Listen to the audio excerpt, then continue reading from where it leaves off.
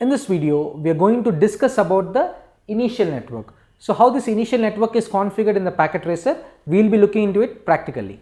So when you go to this activity wizard, you can see under the left pane, you see the initial network. So when you click on the initial network, you get the initial network details here and building an initial network information here.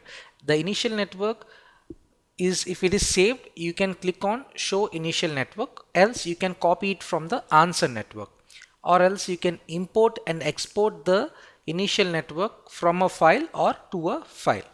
You see under the locking options, you can see expand and collapse information.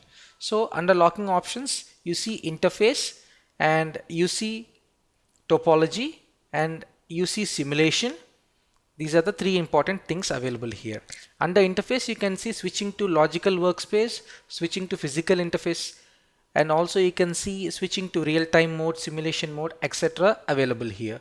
So under preferences also, you can see toggling animation, auto dock pop-up window, etc. available.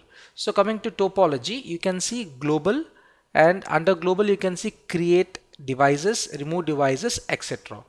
In the same way, under simulation, you can see global and also you can see all PDU info and also existing scenarios, whereas scenario 0 and remove scenario, rename scenario, etc. available here. So we can lock the items whichever you want so that it can be showed in the initial network here.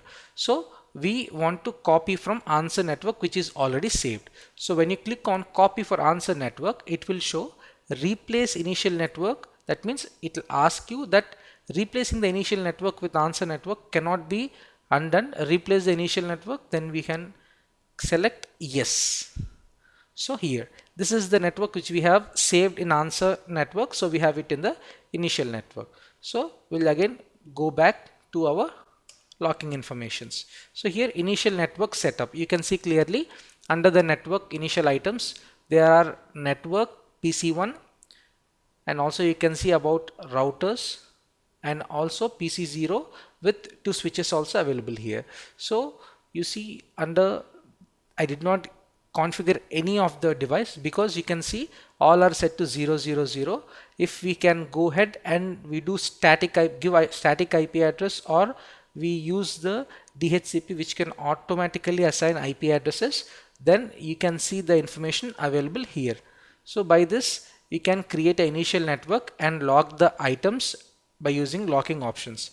So you can also check about the object locations. So creating a set of logical workspace object locations, then also we can append current locations to create a location setup here.